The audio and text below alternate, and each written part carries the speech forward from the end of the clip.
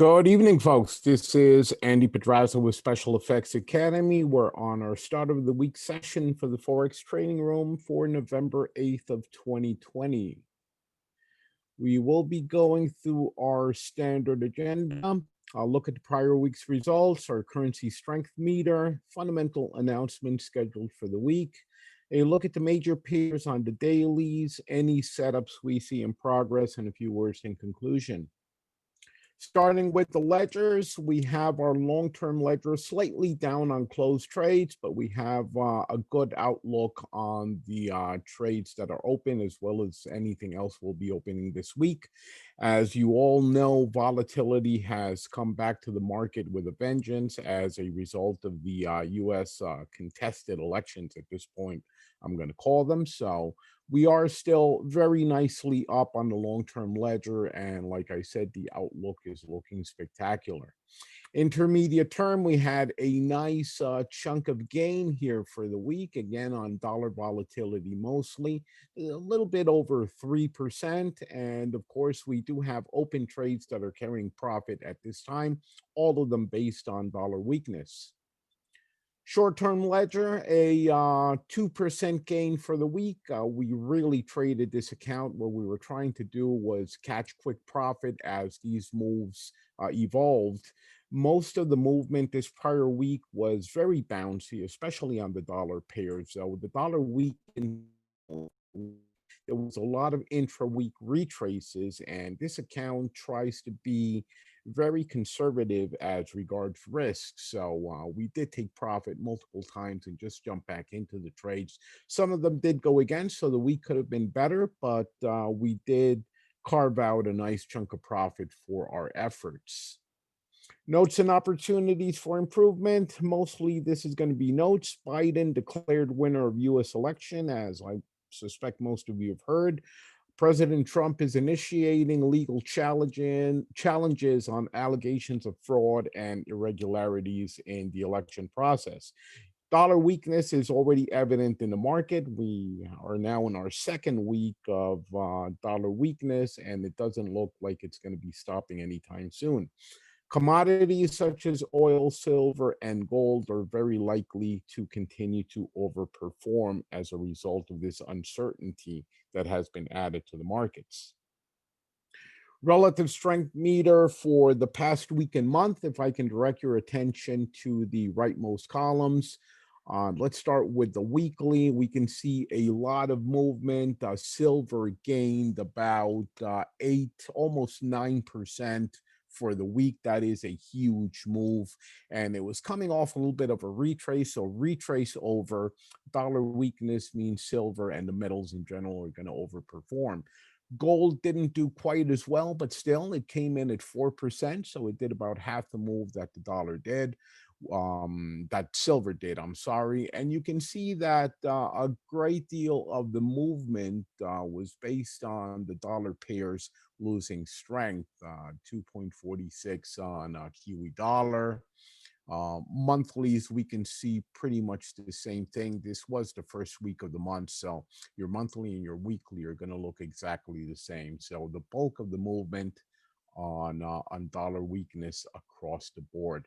We did see some other movers. The Australian pairs also moved significantly beyond whatever happened with the dollar. The Australian was also very directional for the week. The pound as well, and we're still waiting for news out of the UK or the European Union, or both as regards Brexit. So that will likely add to our potential for gains in coming weeks, maybe even coming months. Fundamental announcements for the week, a relatively quiet week. We do have the unemployment numbers or employment numbers, either or both, coming out of the UK on Tuesday early morning, so 2 a.m. We will be trading that live. And we have the Reserve Bank of New Zealand's interest rate decision coming out Tuesday as well at 8 p.m. So we will be starting our evening session on Tuesday slightly earlier to accommodate that announcement. That's pretty much it for the week. Nothing else that I would like to trade. There are a bunch of other high level announcements, as you can see on the screen right now, but nothing I would normally trade. Commodities, starting with the charts now, we look at oil is still very sideways. It is tracking across the sideways channel between 45 and 35 and mostly staying close to the middle at 40. I would expect some movement out of oil as the impact of a Biden presidency or the impact of a contested election start to play out with the commodities. Euro dollar, and this is going to be indicative of all the dollar pairs we're going to be looking at a huge move into dollar weakness. The euro dollar is at the very top of the chart and poised to break through and keep going. Of course, nothing is written in stone, and we'll talk about that later, but it does look like dollar weakness is going to be the flavor of the week and probably the flavor for the rest of the year. Pound dollar, same thing. It went up to a previous high. It's still nowhere near the top of the chart. Again, the pound and the UK are still under a shadow, the shadow of Brexit, which will be finalized at the end of the year. And indeed, the UK does not look as good right now with the prospect of not having Trump in the White House. I think Boris Johnson was counting on an ally there, and a Biden presidency might not be as friendly to the UK as Trump would have been. So we'll see how that plays out. I suspect the pound dollar will continue to go up regardless, but again, this one is a little bit of a more uncertain move. USDJPY breaking all previous lows except the main one back in March and heading in that direction. So very likely we'll have a good opportunity to trade it all the way down and possibly beyond the bottom. To my target for the USDJPY has always been around 100. So there's about 350 pips to go, maybe less since the week already started, and I can already see that the dollar pairs continue to lose ground. So we'll be looking at some of these pairs for a longer term move as the week evolves today into tomorrow, and we'll be starting to put some money on that. USD Canadian also very near the bottom of the chart and poised to break through. USD Swiss broke the bottom of the chart. We're actively trading the USD Swiss right now. It's at previous lows, broke below them momentarily on Friday, and then came back up. Today it opened with a gap, so that's not shown on this chart. I picked my charts right before market open, but I do, or I can tell you better that the USD Swiss did gap and is already below Friday's low.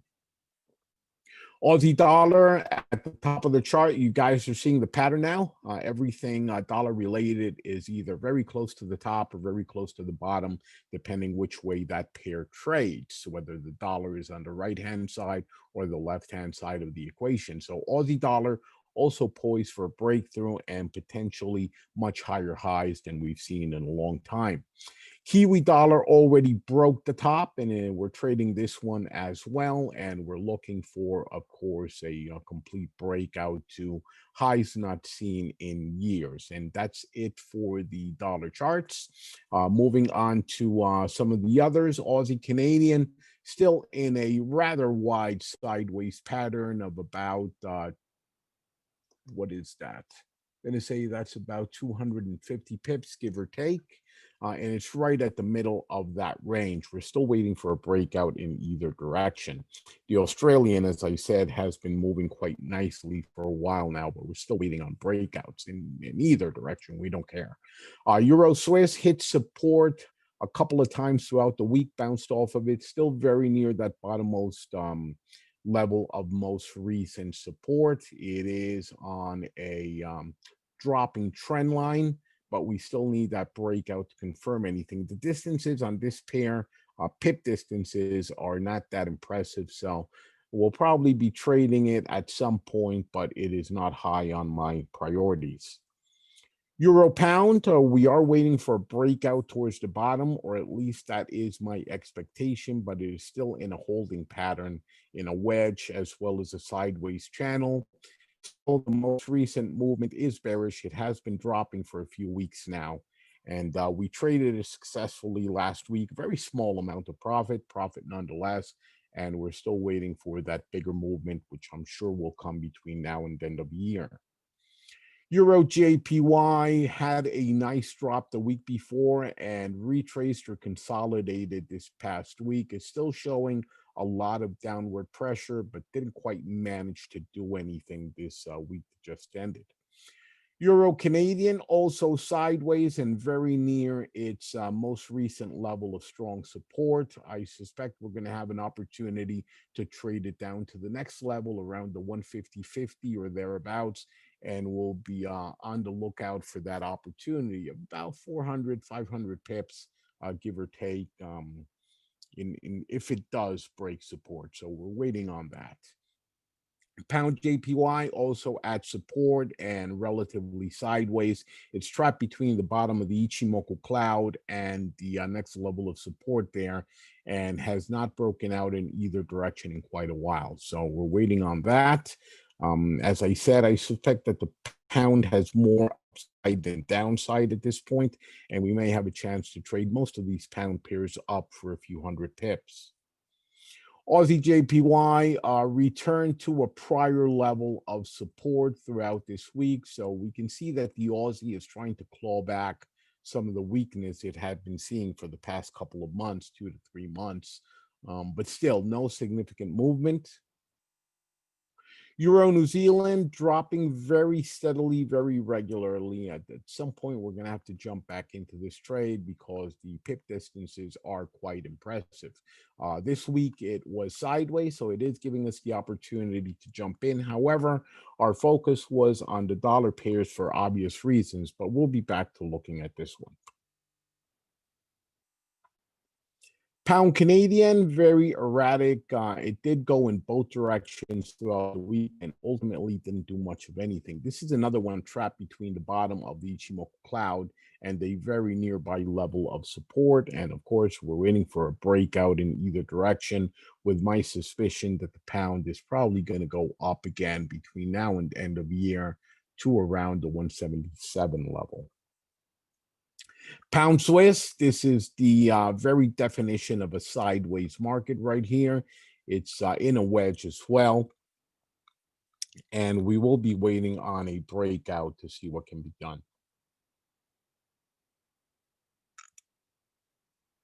And last but not least, our pound Aussie, and this is one of the pairs I've been looking at more closely, other than the dollar pairs. I think there's a good opportunity to trade it back up. We have been trading it up quite successfully for a while. This was the one where we took a loss this prior week as it dropped and continued dropping. This will happen now and again, of course, but I think the pain is done. Of course, the Aussie could continue strengthening, but I don't see the pound losing too much against the Aussie. Then again, I didn't see it losing that much last week, and it did. So again, trading is always uncertainty and risk management. But I do think we're going to have a pretty good opportunity to regain the loss from last week on this pair. That's it for the chart steps we see in progress as this week begins. The pound pairs, of course, Brexit and the impact of the U.S. election will be the driving variables. On the dollar pairs, the U.S. election fallout. And again, just to recap, Biden has been declared the winner of the election. Trump has refused to accept those results, and there's already legal challenges in the courts in several states where irregularities and even allegations of fraud have been coming out of the Trump camp. Whether that's going to play out in Trump's favor or not is obviously not part of what I'm trying to do here. I really don't have an opinion. It could go either way. We'll have to be just be on the lookout for any announcements or any actual facts that come out. But at this point, the only thing I can tell you is that this will add even more vulnerability to the dollar. And of course, that's exactly what we're looking for as traders. The New Zealand pairs break out against the dollar, which we saw in the charts. And of course, we do have their interest rate this week. The Swiss pairs, the Swiss breaking out as its status as a safe haven currency is coming to the fore. So I would expect the Swiss to gain strength at least against the dollar in the coming months, and not even days or weeks. We're talking months of movement until all this election stuff is decided, and even beyond that. Let's assume, because it would be the natural assumption, that Biden is confirmed and gets inaugurated in January. I don't think the dollar is going to fare well under Biden, at least for the first year of his presidency, while the market gauges to see exactly what he's going to do. The likely outcome is we'll be put back into some of these trade deals, which I'm going to have to agree with President Trump were not too good for the U.S. They gave up a lot of advantage to the counterparties. And Trump pulling us out of those actually helped the dollar, helped the economy, helped the stock exchange. Um, and Biden pulling us or putting us back in is probably going to do the opposite. That is the fear that the market and indeed the U.S. economy is going to be facing under a Biden presidency.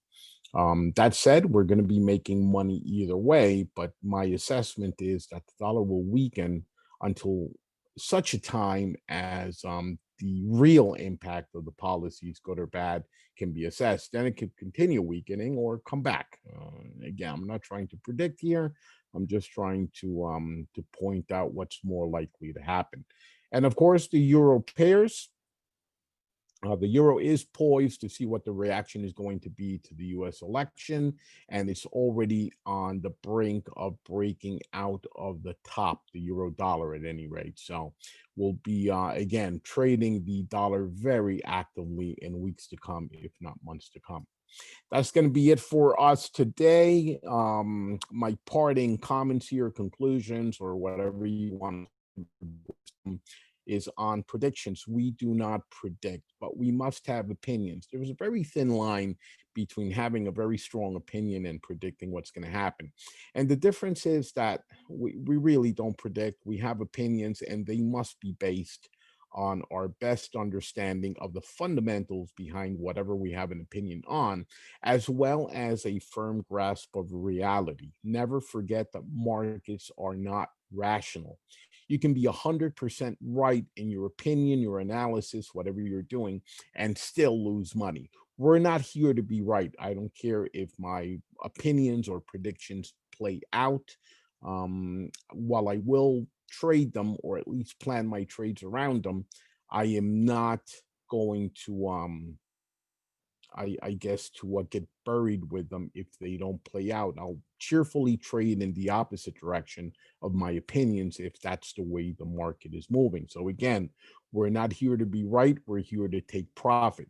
You can have all the opinions you want. You can even predict the what ifs. If this happens, that should happen, but always trade them with the proper risk management and you're going to be fine. Your day will come. You will take small losses when you're wrong, and you will be wrong many, many a time. But eventually, when you're right, when your predictions play out and you have proper risk management and you're trading, your day is going to come. So that's the final message is trade it. If you don't trade it, you cannot make profit. That's going to be it for me for this session. Of course, I will be posting a recording very soon. Do I have any comments or questions from anyone? Okay, folks, happy trading. This coming week or this week that is just beginning promises to be a very, very interesting one and full of potential to make profits. So whatever you do, put your money where your mouth is and make some more money out of it. Thanks a lot, folks. We'll be back tomorrow for our regular trading sessions, assuming you're one of our subscribers. If not, see you next Sunday. Bye-bye.